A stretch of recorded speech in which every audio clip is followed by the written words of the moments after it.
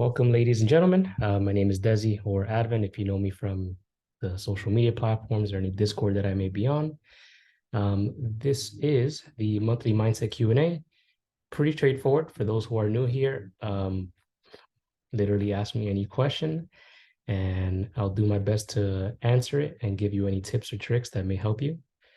Also, something to note for sessions moving forward and even just now in general. If you don't participate in the sense of if you're not presently here, I will not be answering any questions that you do leave in the question box. I prefer to talk to human beings and not a wall. So if you are going to ask anything, all I ask is that you are present with all of us here, so we can speak in person together. Other than that, for those who are here, the floor is yours. You can come off mute. You can type questions in the chat, whatever you prefer, and we can get started.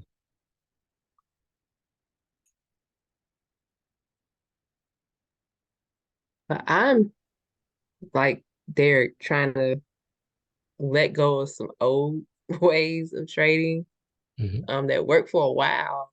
And like I started off with a small $500 account and was almost up to 1,000. And now I'm like under 200, like, and I'm trying to like get my mindset in a better place so I can one, learn this new strategy and two, build back up my confidence. And Absolutely. like as a mindset coach, what do you how do you help people do that? So on like a technical level, at least when you're trading, I always do recommend, I was telling this to Derek earlier, um, it's always best to really paper trade when you are learning new things. Not only that, but from what you just said, from what I got from it, like you went from like 500 to 1,000. To me, it sounds like uh, your risk management habits, if any, aren't necessarily being enforced Mhm. or like being respected. But of course, I don't want to speak for you. You're definitely welcome to let me know your experience with that. Um, I was still really, really cautious when I was trading live. Which is why it was just such a small game. But I spent the time practice trading, like because I came in new to this with the other Discord I was in. Mhm. So I traded on paper for a good 5, 6 months before I started going live.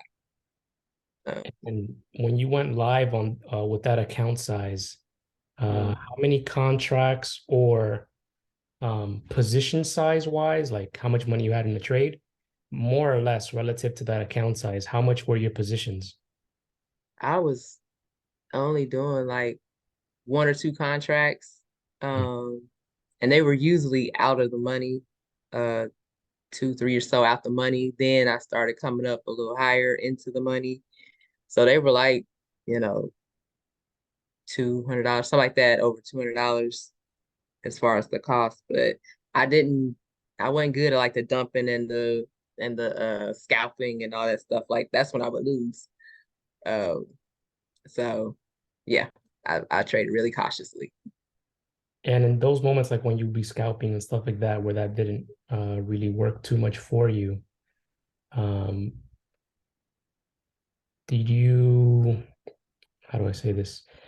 Did you kind of just like continue doing that until the account got that low? I think when I stopped winning and just went on this losing streak, Mhm. I just kind of started forcing it. Um, yeah, and just got careless sometimes. I think it's when like around the January time frame when the market kind of like the way it usually run kind of changed. It started being a lot of indecisiveness, playing a lot of like back and forth around levels and things like that. I Mhm. think we got caught up in that. I actually blew my account back in February. I was up like I had one big day where like I won $1,800 in the XPX, right? And I haven't like been able to win over like $100 since, and that was I think in December. Mhm. And yeah, it was just yeah that back and forth and just trying to get into play, getting in too late, it's pulling back, picking the wrong strike prices and things like that is where I think we both kind of got hung up at. Definitely don't recommend trading SPX if you haven't mastered SPY. Um, just as a little FYI. But no, definitely, I totally get that. A lot of people definitely do get caught up in these choppy moments. Um, to answer, or from what I got from what you mentioned, Stephanie, um, something that I would recommend is, do you usually like stick to one stock or do you kind of like jump around? I usually really only trade I go between QQQ, SPY, and Exxon. Those are my main ones that I stick to. Since coming into this Discord, I like learned about I'm learning, I should say, about other stocks. Like, oh wow. But those are really the main ones that I've been sticking to. And do you find yourself getting, I guess, like sometimes overwhelmed if you are looking at too many things? Yep. Cool. So something that I would recommend, just choose two stocks to look at during the day. Like for me, even though you may see my watch list, I have like 6 or 8 tickers on it. I only trade two things. I Hmm. mainly trade futures, so I'm usually trading like NQ or sometimes ES. Um, but with that, I choose one individual stock from my watch list, and then I'll just trade that. Because for me, anything more than two contracts, I mean, sorry, two tickers does get a little overwhelming, at least for me personally. The people who can do more than two, bless your hearts, but I am not one of them. So it's really understanding and like putting us in the right um, situation with what works best for us. Hmm. Um, and to answer another question in terms of like to help you get out of certain funks or mentalities, things like that, you know, if we are having like consecutive bad weeks or bad days, it's okay to take a break because sometimes we just need that like step back just to see exactly what's going on. Um, one thing that people tend to bring into trading, like the society that we're in, um, if we're at a regular job to get ahead, we kind of just have to like, keep on putting our foot forward, keep on putting in the hard work and, X, Y, and Z. But in reality, for trading, it's the exact opposite. Like the more you try to trade and you continuously fail, in specific contexts, that doesn't necessarily mean that it's going to get easier for you. Because if you keep on doing the same thing, you're kind of going to get the same results. Let me know if you follow me and if that makes sense. Yeah, that makes sense. Cool. So, um, you know, when it comes to like the back-to-back drawdown or like being in a drawdown period, I definitely recommend like, just taking a step back, seeing what's going on, and then really hone in on what you need to what you need to work on. In your specific example, scalping, from what I'm hearing and from what you mentioned, doesn't work for you. Uh, Yeah. so I would definitely recommend the higher time frames. Specifically, I usually recommend the 30-minute or the 1 hour for people who may be having issues. The Hmm. reason being is, let's say we get on the 5 minute, I have it on the chart up here. There's a lot of noise, there's a lot of stuff that's going on. But if I'm on the 30-minute, you can kind of see things a little clearer on what's going on, or even the hour, if that does help different people. Hmm. Um, but usually recommend the higher time frames if you are having trouble. And also the in and out of scalping, to me, that never really worked for me either. For Hmm. me, I prefer the higher ones just because I want more of a move. You know, um, And people, from what I've noticed, tend to potentially go against the trend if they are looking at the lower time frames. You know, like the daily or 4 hour or 1 hour might be bullish, but they might think, oh, the 5 minute is reversing. Let me get in on puts here. And then it goes the exact opposite. Yeah. Should be looking for like a trade to get in on the current trend. Um, Also understanding, ultimately trading is just all about probabilities. And different setups that we take. They either have low probability or they're low quality setups, or they have a high probability or, a high quality setup. And a question that I would ask you is, do you have, whether it be like, screenshots or just like a playbook of specific setups that you look for when you're trading? Um, Not the exact playbook, but like I have written down some things that, we were taught in the other Discord to look for. Mm-hmm. And it was looking at the hour, 30, 15 minute, and the 5 all at the same time. And trying to look for coming in off the pullback and jumping in from there and then riding it as far as, it'll go, and then watching for the candles when they don't start to stop passing each other, then that's your cue to get out. Mm-hmm. So that's pretty much all really the setup that we've been taught. And those setups, for the most part, do they happen often? Like how often, more or less, did you They see don't them happen? happen often. And when you would take them or when you would see it, how often would they win? Usually if I saw it, sometimes I was hesitant because I'm like, is this really it? And then by the time I jump in, it's too late. It's towards the end. And like a few people in Discord, they were catching them and winning, but I was $40, $50, $20. That's Mhm. all I would probably get out of it. Makes sense. Um, I would definitely recommend as well, having, well, if you're going to learn the strat, I'll go over some things in a little bit as well, but um, with the strat, I was telling Derek, things are pretty straightforward. If this does that, you do this, and if it doesn't do anything, then you don't do anything. Okay. And you'll be getting at the exact, like with the strat, you won't necessarily ever get in late per se to a trade or a specific setup, mainly because um, I'm not too familiar with the strategy that you guys were using prior. But did it involve like candle closes or like bouncing off any specific like indicators or anything like that? Yeah, we had the SMAs 3, 8, 21, VWAP. Um, it was one more indicator, but yeah, looking forward to bounce off the 21. Like if it's a doji and it bounces off of there, you got you a good 15 minutes at least of a run to get into. Mhm. Understandable. Yeah, I would definitely say like as you learn the strat more, it's gonna make a lot more sense.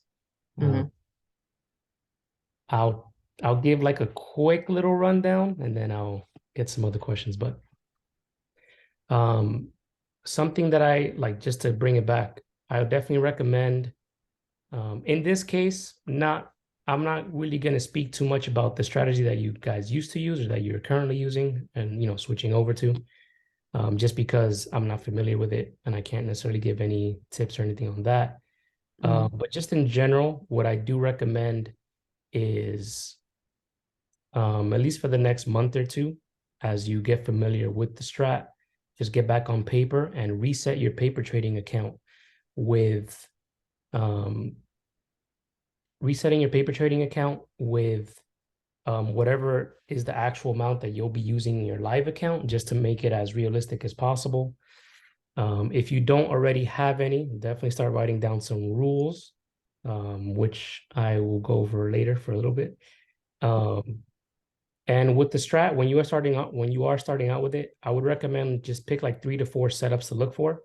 That could be like, 2 setups, 3-1-2s, hammer twos, or like, shooter twos, which you'll learn more when you go through the material.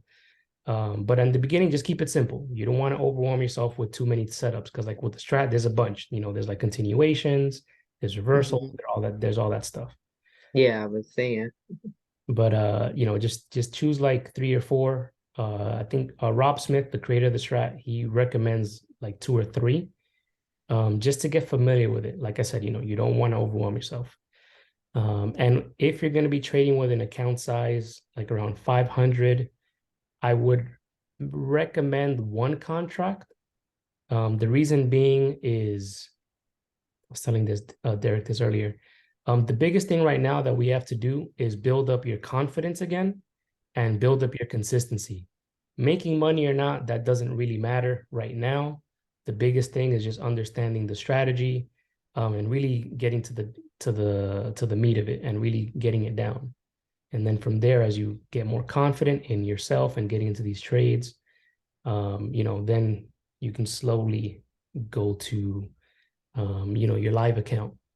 And I do recommend as well, when you are trading yourself, try to stay off the chats as best as you can.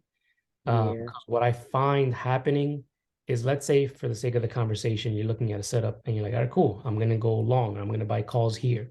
You may look at the chat and people may be like, oh, I'm going to get puts and this and this and that. So you don't want to get influenced in a way where you're like doubting yourself. Hmm. So when you do start getting into the, like, taking trades yourself, I would highly recommend um, staying off the chats, at least when you're trading. When you're done trading, you can definitely get back on the chat and stuff like that. But when you're trading and are looking for things, just kind of just stick to your own charts and just be focused as you can, because they can be very noisy in the chat. Yeah, it's a very busy Discord. Yep. Um, Hopefully that answered your questions. If it didn't, please let me know. No, that was good. Yeah, that was good. Cool. Cool. All right. So anybody else, come off mute, type in the chat, either one.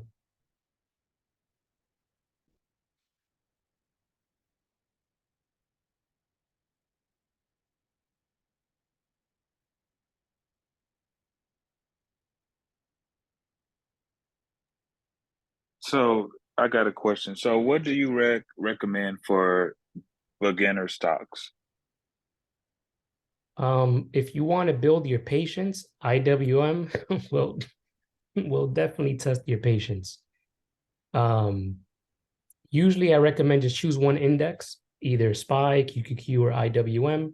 IWM usually moves the slowest out of all of them. But that's what I usually recommend if you want to build your patience. And then just one other stock of you're choosing. I usually recommend the indexes or the indices, just because they're really liquid and you won't ever have to worry about like liquidity issues, like if the spread is too wide, stuff like that. In terms of the contracts, I usually recommend 1 to 2 days to expiration. I personally don't trade zero DTEs, because if the trade that I'm in needs to take a little longer, I rather theta not eat up most of my contract. So I definitely recommend IWM, QQQ, or SPY. Just choose one of them. Doesn't really matter which one. And then you can choose one other stock. If you do trade SPY, I usually recommend trading Apple if you're not going to be trading SPY or QQQ, because QQQ and SPY and Apple are very similar, being that the QQQ and SPY have their holdings for Apple are pretty large. So they move almost in unison. But in the sense of like indices, just choose one of the three, and then individual stock. If you're not going to be trading SPY or QQQ, you can choose Apple. If you want to swing trade, Coca-Cola is definitely a good swing trading stock, mainly because the contracts are super cheap. You can get an in the money contract like 2 weeks out for like 70-90 bucks, and the theta is like $2-3 a day, which is nothing, and the deltas are really high. But that one, again, you may have to have a little patience, because it does move a little slow sometimes, which is good to have time on it. So if you ever do want to practice swing trading, Coca-Cola is definitely a good one. And for day trading, like I mentioned earlier, IWM, Apple, stuff like that. Okay, thank you. Yeah, I normally was watching SPY, but over the last 2 weeks, I've noticed that QQQ moves a little moves more than SPY in a day. Yeah, tech has definitely been on a really big run lately. Yeah. Cool. Some things that I would recommend as well. You went over did you get to the portion in the ebook where they speak on like entries and stuff like that? No, I don't think I did. Cool. I think I'll see if anybody else has that question and then I'll come back to that. But yeah, IWM, QQ or SPY, choose one of them. Some tips when you are trading them, if the daily candle is an inside candle, meaning that it's still within the range of the previous day, personally, I wouldn't trade it because you risk getting stuck in chop, like sideways movement. So I usually wait for the day and the 4 hour to choose a direction just to be safer. Good to know. Definitely. Cool. Other questions? Lynette, I know you definitely had one. You can definitely come off mute or type in the chat.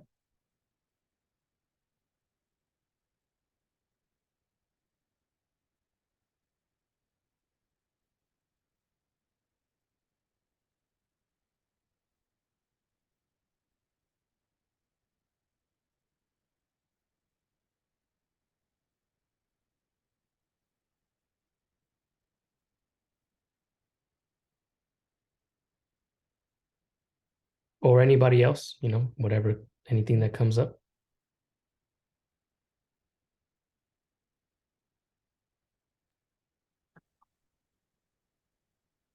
I'm I'm interested. I'm interested in entries.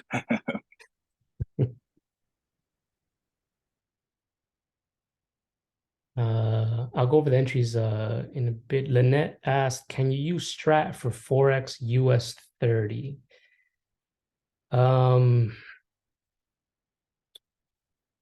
When I'm trading futures or Forex specifically, like indices like US 30, SPX 500, or NAS 100, which is essentially just ES, NQ, or YM, I don't really use the Strat because the pullbacks will stop you out a lot. When I'm trading futures or Forex, at least like with those specific pairs, I'm using more like some ICT concepts and fibs that I learned from Trust My Levels. But when I'm trading options, I'm pretty much just like 100% strat. And the reason being, let me see if I could bring up a chart real quick. Let's just say YM, which is US 30. And I guess I'll answer your question too, Derek, with entries and stuff like that. So let's say, for the sake of the conversation, say the 15-minute.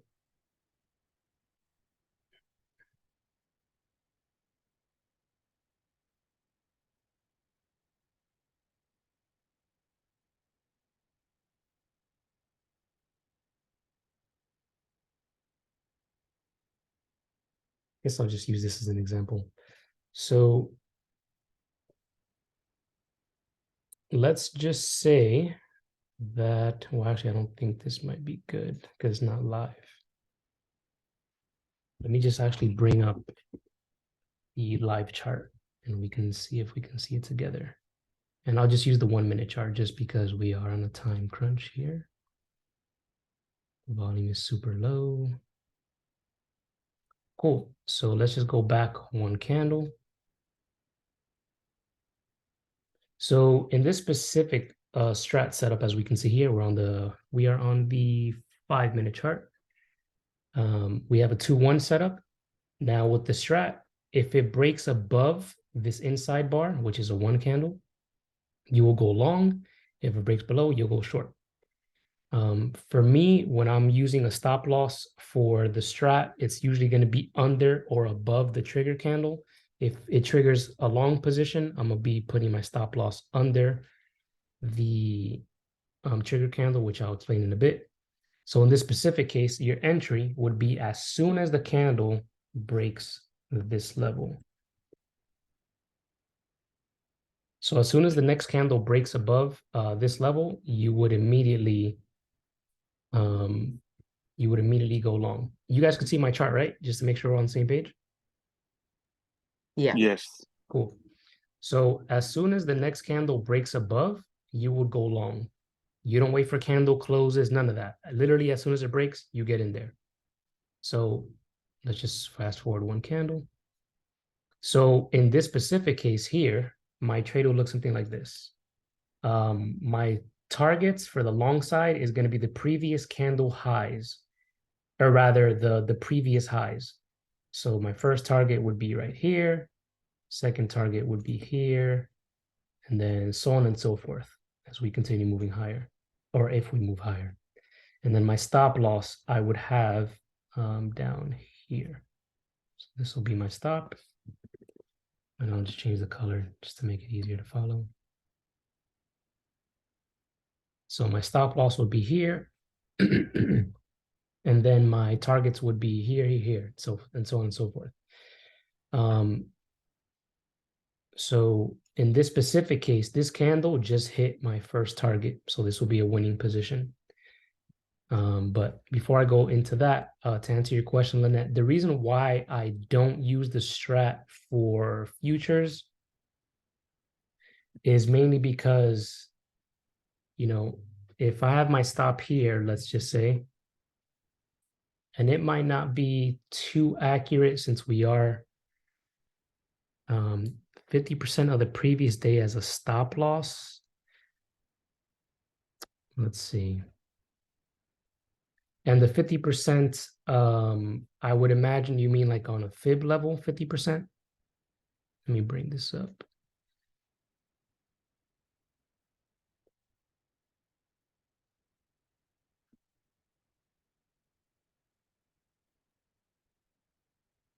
And if I'm entering, let's just say I'm entering, and specifically, just so we're on the same page, do you mean if you're entering like based on the daily time frame, or just like any specific setup that you may take?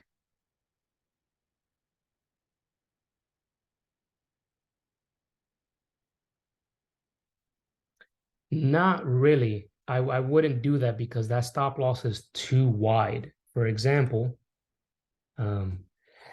excuse me. If I enter here, let's just say on this 2-1-2 up, my stop loss is going to be 65 points. And on one contract of YM, that's $5. So if it does hit my stop loss, that would be $325 losing. Versus if I'm on the 30-minute, you know, my first target is what? Four points in this specific example, or 15 points for the second one. The risk reward to me wouldn't really be there. Of course, you can aim for these highs up here, but to me, this will be too risky. Like that stop loss is way too wide, way too wide. Instead, what I'll probably look for is, what I'll probably do instead is after we get a reversal to the upside, if I didn't enter on like a liquidity level or a fair value gap level, you could always look for retracements. So in this case, I probably wouldn't have gotten in long because I never hit my 50 to enter in. A potential entry would have been the 382, but usually I like the 50 just to be safe. But to answer your question, no, I would not use the 50% level of the previous day because the stop loss is too wide. Now, of course, with a Forex, you can adjust your position size. So instead of you making $5 per point, you can put like, you know, $1 per point or whatever it may be. But to me, it wouldn't be worth it. you mainly want to be looking for the best quality setups. And also in Forex, you gotta, there's like spreads. So even if it doesn't hit your stop loss strat wise, you may get stopped out as well. So for me, I would usually recommend looking more into ICT if you're going to be trading futures or Forex. And let me know if that answered your question. I can definitely ramble a lot.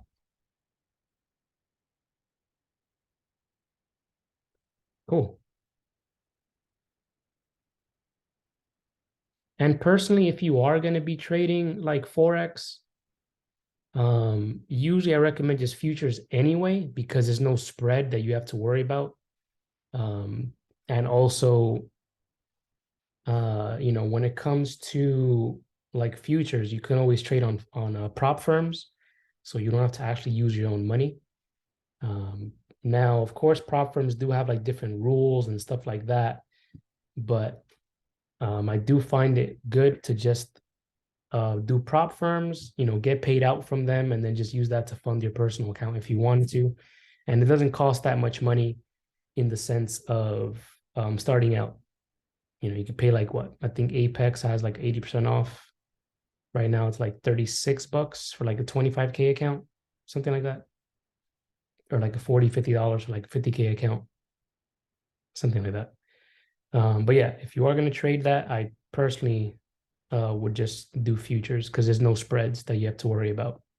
At most, after hours, there may be a spread of like 2 points, but that's not much, as opposed to Forex may have like a 3 to 4, 3 to 7 point spread, like pre-market, after hours, stuff like that. Cool. Before I get into the futures question, Derek, did that make sense on the entries and stuff? It it did. Can you show like on QQQ? I I don't really look at the e-minis. So pretty straightforward, same thing. For with the strat, for those who aren't familiar, created by Rob Smith,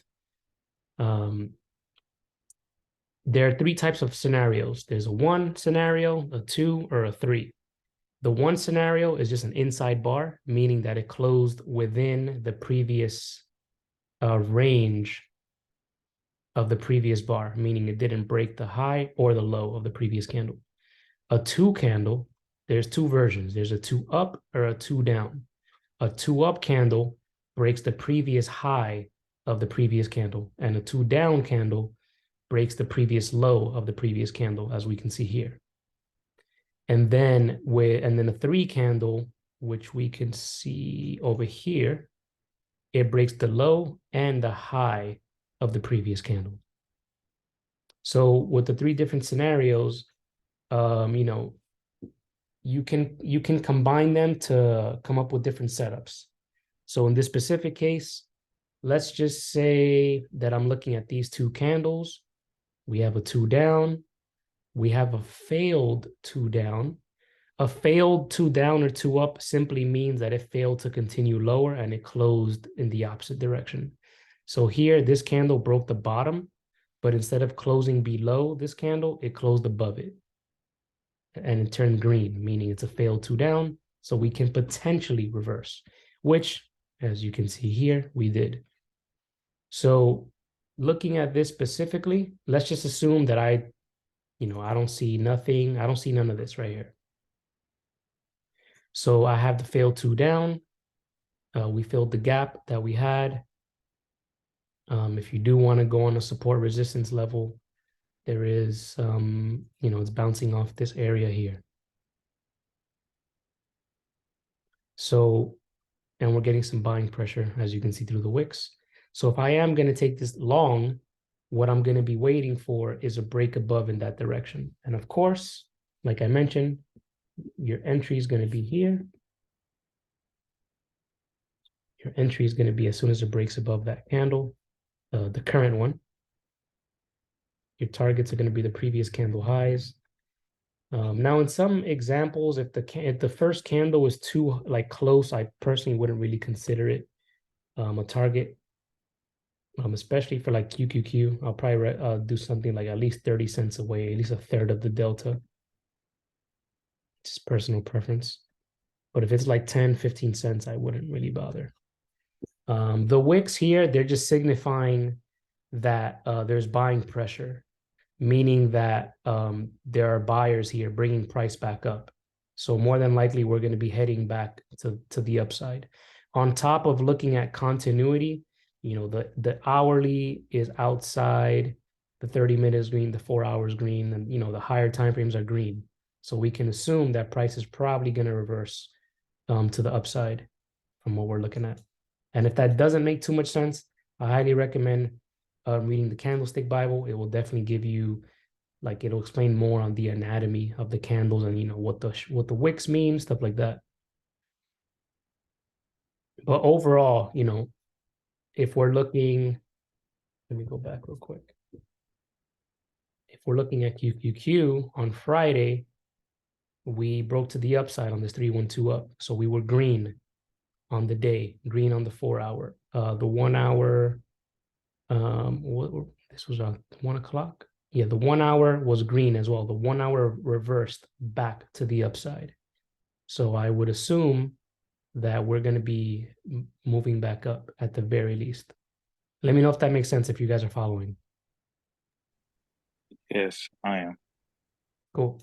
What do you when you say the target? So I see we say enter, and then what is the target? Is that where we want to get in, or get No, out?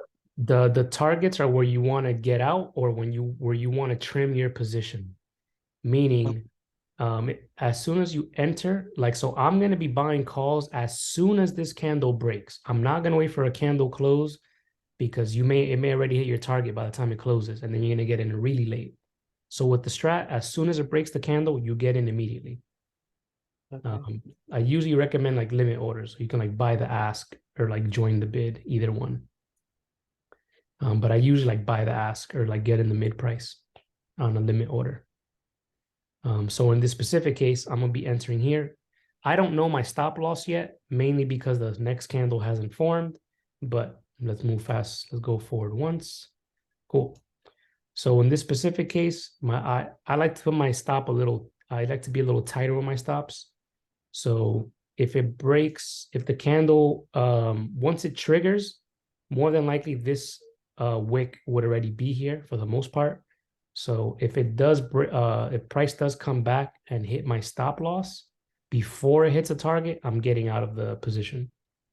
Now, if you do find this a little tight for you personally, you know, you can use like 20 or 25%, sometimes even 30% loss on the contracts.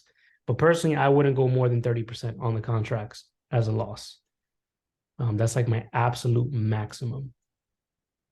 So in this case, in this first candle, it hit 2 targets. Remember, we're aiming for the previous highs, which is right here, here, and then up here. So what I tend to do is, just so, you know, once you get in a position and it's a winning position, you never ever want to let it go red. And I highly recommend, if you guys haven't written it down anywhere, to add that to your rules. Never let a winning position go red. So as soon as it hits your target, let's say in this specific example, we hit 2 targets here. As soon as it hits my first target, I'm going to be moving my stop loss up to break even. So let's say, for the sake of the conversation, if I got in the contracts at 1.00, once it triggered me in, my first target was 1.20, and then my second target is like 1.50 for the sake of the conversation. And then my stop loss is 0.80 or whatever. So as soon as I get in, I'm setting my stop loss to 0.80 or whatever it may be. And then once it's my target at 1.20, let's assume that I have 2 contracts. I'll sell one of them at 1.20, and then I'll move my stop loss from 0.80 to my entry. So either at 1.0 or like 1.03, just to get some type of gain if it does pull back. Following me so far before I continue? Yeah, I'm following. Cool. Yes. So, and then, you can move your stops up as the price continues to go in your favor. So in this example, hit the second target. So instead of having my stop near my entry, I'm going to be moving it up to the first target. So now that I sold, and for the sake of the conversation again, let's say I have 3 contracts. So I sell one here, sell another one there. I have 1 contract left. My last contract, I will be putting at the first target just because it hasn't hit the third target up here yet. So let's see what happens next. We get a 2 up. So we continue moving in this direction. You can do one of 2 things now. You can either keep your stop loss down here, or if the candle continues, you could bring your stop up and just put it under the candle that continued higher. And then moving one more candle, let's see what happens. Cool. So we have an inside bar. An inside bar means, consolidation, potential choppy environment. So now we have to wait. If this candle reverses to the downside, meaning that it breaks the low of this candle, I am fully exiting my position because the price is now reversing on me. In these moments, I personally recommend not doing anything. You may get spooked out, like, oh my God, let me get out. It may reverse on me or whatever, but we don't know until the next candle forms, or until the next candle breaks above or below. So let's go one more candle. Cool. So in this case, it was a 2-1-2 bearish reversal, as we can see here as well. So it reversed to the downside. I am completely out of my position, winning position, didn't give no money back, and that's it. I'm out of the position. It took me out of the trade. Let me know if all that made sense. It definitely makes sense because I never trade with stop losses. I never understood the concept of how to move your stop loss and things like that. Yeah, Yeah. that Because made a lot of sense. I've definitely been up green and plays, and then didn't get out, and then take profit and ended red. Yeah, in those moments, one thing that I'll recommend before you get into a trade, you should have a plan in the sense of, all right, what are my targets? Where's my entry? And where's my stop loss going to be? With the strat, it makes it pretty straightforward. If I enter here, my stop loss is going to be, like under the candle if it does retrace, and then I'll just stop out.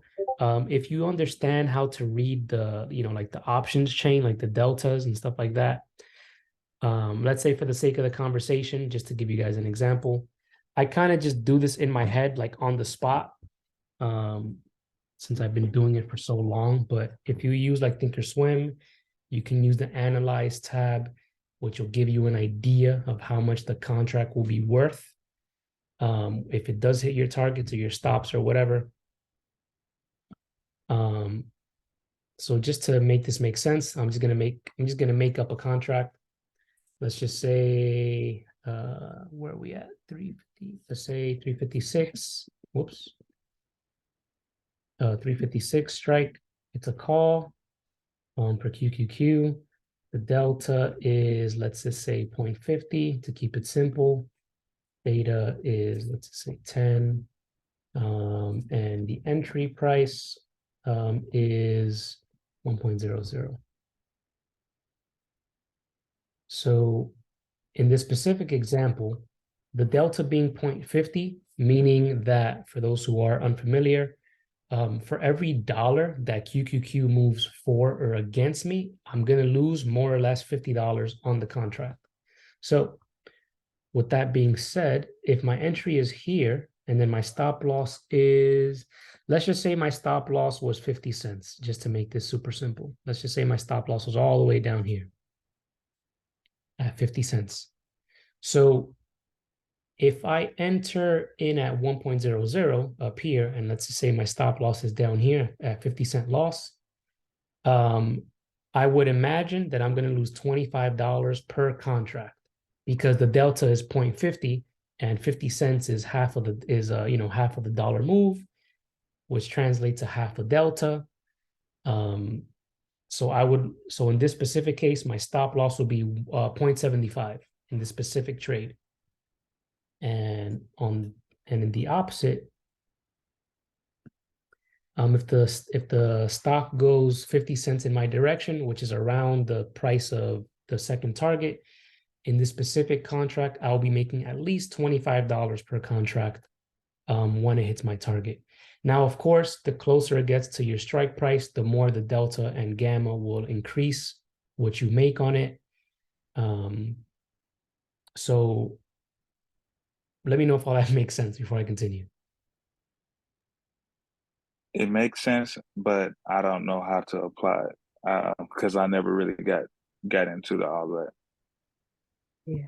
So the way to apply this is you can always kind of determine how much you're going to lose more or less based on the Greeks of the contract. So in this specific case, the delta is being 0.50, which meaning for every dollar that it goes for me, I will be making $50 on the contract, give or take. And if it goes a dollar against me, I'm gonna be losing $50 on the contract.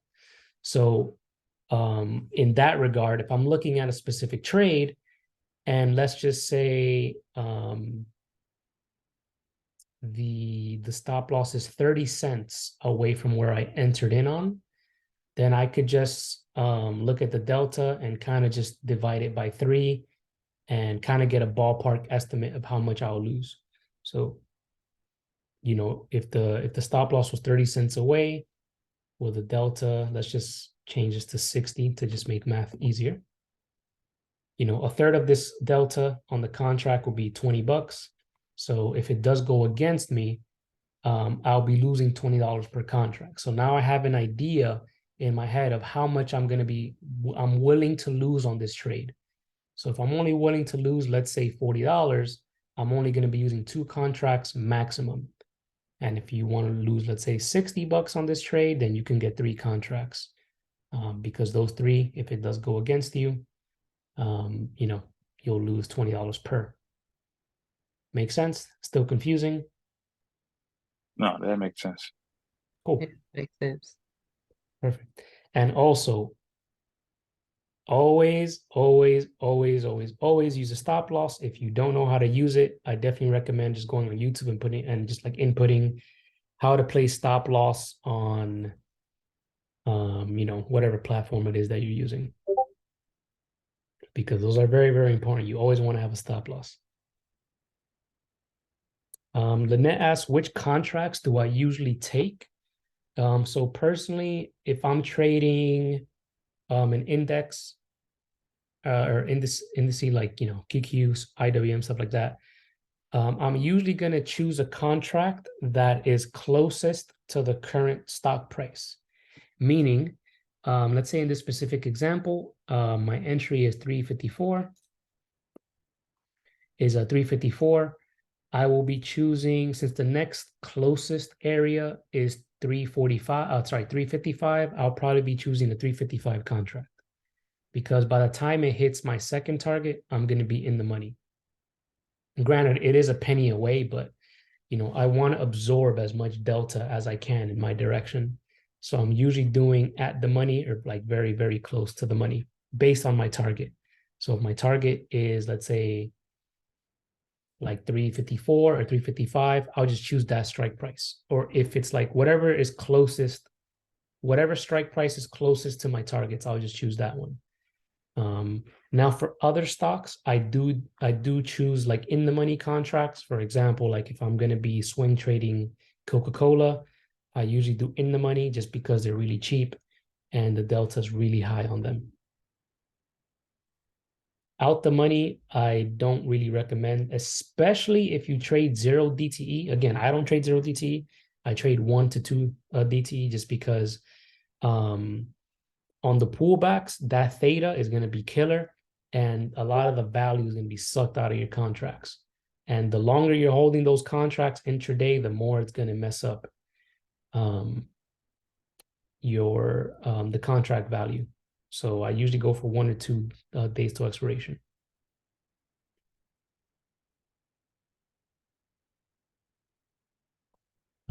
me see. Carmen asked a question real quick. She asked if we're gonna if you guys if everybody will receive the monthly meeting link. So for the monthly sessions, you'll have to manually just go back to the link that you originally found this one at and just register for the next one. So for the July, August, September, so on and so forth, you'll have to manually register for it. And the email and the confirmation email will give you the Zoom link like it did today. You're welcome. Cool.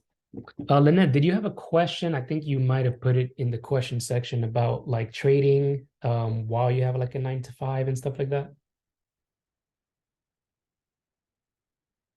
Cool. So for those who are tuning in, she essentially just asked, she asked me like, how did I manage to work a 9 to 5 and trade at the same time? I was lucky in the sense that like my job, there was like a lot of downtime. Like I worked in retail, like just waiting for customers to come in. So there was like a lot of downtime during when I first got into trading and even kind of just in general. So it really did help in that regard. I also kind of made my schedule so I mainly worked towards the weekend and I had at least like 2 or 3 days off completely during the week. So I can focus on trading like without being at work and stuff like that. So my situation definitely did help. Now, if your 9 to 5 is a little more demanding, this is another reason I usually recommend the higher time frames, like the 30-minute or the 1 hour charts. Just because you don't have to babysit the trades. Like once you get in, literally just wait for just set your alerts.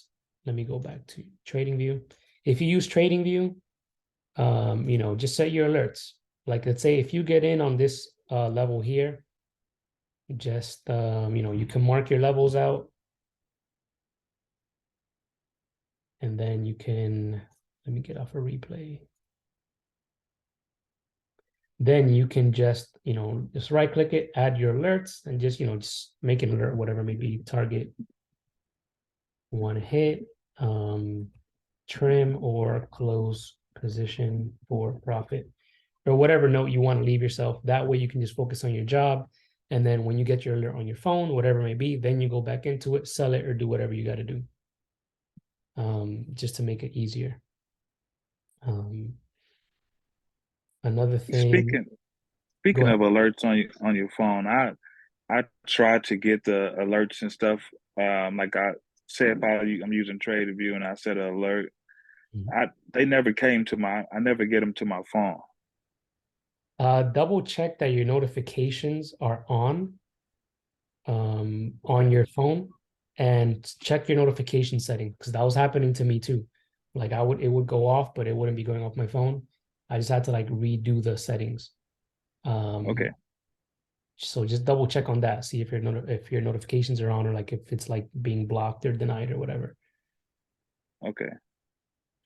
And then I had another question on trading, like because I work from home and things like that, and I found myself a lot of times focusing more on the charts than I should be working and not making. I'm over here making guaranteed money, but I'm steady getting myself behind because I'm focusing on the charts. So I do like that approach is just making those alerts and things like that, and looking at the target where I'm looking for it to go, and if it hit this target, then I make entry. So I do like that. Exactly. Definitely recommend that. And even in general, even if you're not working, it just makes it easier, especially like if it's like a 30-minute or like 1 hour time frame. For me, since I'm mainly trading futures, I'm usually on the lower time frames to get like the best possible entries. So like if I'm trading options, I don't want to be babysitting two things at once. It does get overwhelming for me, like I mentioned. So when I'm trading options, I literally just put my alerts, cool, let it do its thing. When I get an alert to get to stop out or take my profit, then I'll go and adjust the order so I can focus on futures. And if I'm not trading futures, let's say if I still have an open position, For, options, like I usually stop trading when lunchtime hits. So I'm only on for like about 2.5 hours in the morning. If I hit my goal, cool. I just stop immediately, or usually like right after that. But if I have a position open, I'm not going to be sitting around all day. Like, the same way you may hear the term like protecting your capital, you want to protect your mental capital as well. So, you don't want to burn yourself out just like staring at the charts all day, when just set your alerts and just wait, and that's it. So if I do have a position open, like after lunch, then I'll just set my alerts and then just go eat, go do something else. And then whenever it goes off, I'll just adjust it and then just call it a day. I personally don't like to trade after lunchtime anyway, just because the most volatility and volume is in the morning times, or the morning session. So like after lunchtime hits Eastern time, like New York time, like 12 noon, then I'm just like done for the day. And something to note as well, I think this may indirectly answer one of your questions, Stephanie, like on the mentality or like mindset of things. When you are coming into your trading session, it's very, very important to come at it from a perspective of performance, meaning don't go into it with a money mentality or I'm going to make money, because one thing that people get messed up on is trying to control outcome. And we cannot do that in trading at all. We cannot control what the market does. We cannot control if it goes up or down. That's out of our control. The only thing we can control is if we get into a trade or out of a trade, and that's it, nothing else. So before every trading session, I always tell myself, the only thing that I'm going to, like Lynette said, we can only react to the market. If we cannot impose our will to the market, if you do that, you will mess yourself up. Trust me, I've definitely been there, and I see it happen a lot. Yes, I would agree. So your only job is just to execute. Like for me, before I go into my session, I'm like, look, all I'm going to do is wait for my setups. And when my setups are there, take them. That's it. That's the only thing that I can do. Whether it hits my target or not, I can't decide that. It's only probability. Probability was in my favor, cool. It would hit my target. If it didn't, it is what it is. I'll take the L, wait for the next trade. Yeah, like Lynette said, lessons learned. So, um, you know, journaling is also good with this as well. Have a journal, find out, like as you learn the strat more, find out what your best setups are. Is it reversals, continuations, and which specific time frames? And then once you find something that works consistently and more often than not, literally just do that. Because for me, I used to be like scalping, trading breakouts, all that stuff. But I noticed from journaling that my, like for the most part, like reversal trades work the best for me. So for the most part, I kind of just do that. I don't really do anything else when I'm trading the strat, since that works the best for me. That's really all it is just finding out what works and just stopping what doesn't. Yeah, I get it. I keep a journal. So that's good advice. Thank you. You're welcome. But of course, I talked to you guys for hours about this stuff.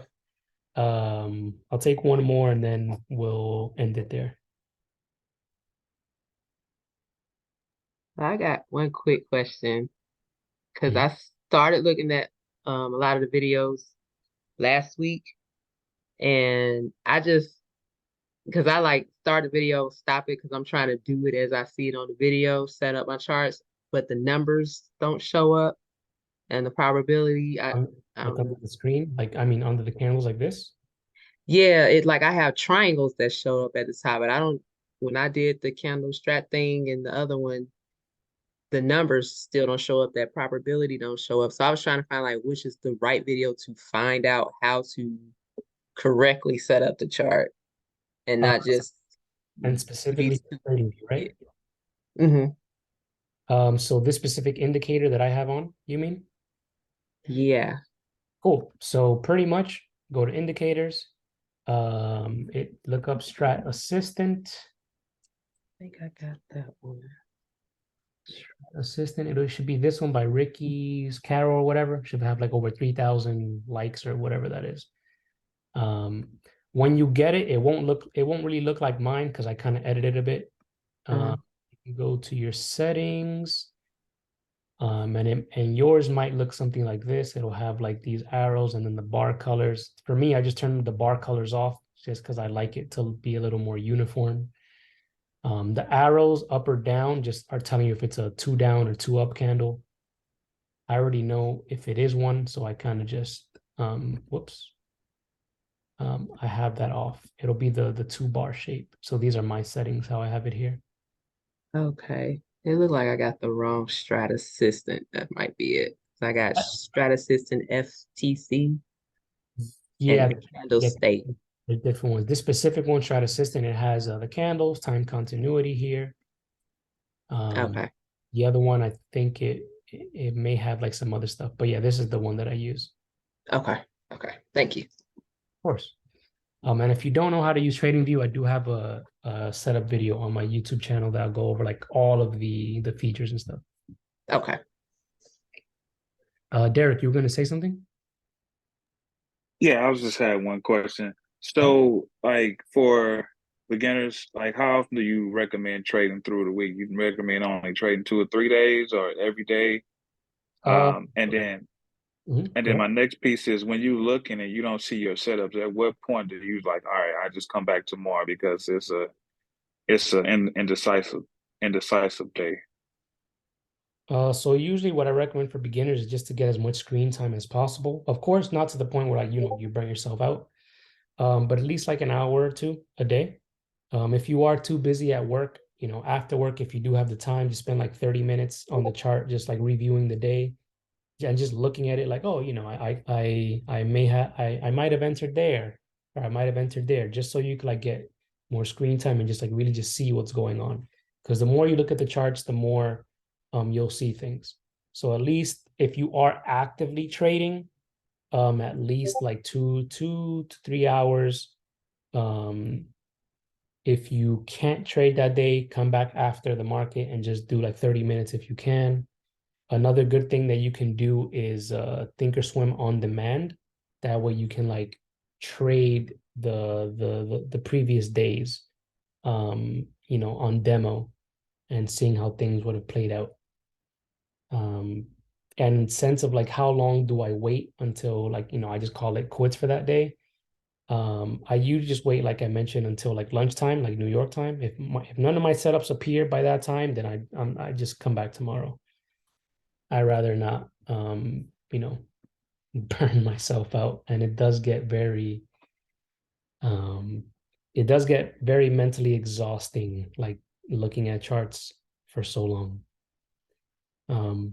Personally, I only trade for 4 days a week. I usually take Wednesdays off just because, like I mentioned, it is very taxing mentally. So I usually just take Wednesdays off, just take like a little break, and then I'll come back better on Thursday or Friday. Because I found that when I would trade back to back to back, I will get like too exhausted on a mental level, and it'll mess me up for the rest of the week. So having that day in the middle to just like relax and just recover my mind definitely helps a lot. Okay, thank you. Welcome. Yeah, other than that, thank you all for stopping by and asking questions. Definitely looking forward for the next one. And again, for those who did potentially not see the beginning, whatever questions y'all do ask, before I used to answer them, like if you weren't present, but moving forward, if whatever you ask me, you must be present to get the answer, because I rather talk to human beings and not just a wall or a screen. Other than that, again, thank you all for being here. I love this stuff, and I love answering your questions and helping you guys out as best as I can. You're very welcome. Thanks so much. Make a beautiful day, guys, and enjoy your week. Thanks, you too. Thanks so much. You're welcome. Take care. Bye. And the replay for this will be on the YouTube channel, probably by tonight or tomorrow. So keep an eye out for that. Okay, thanks. You're welcome.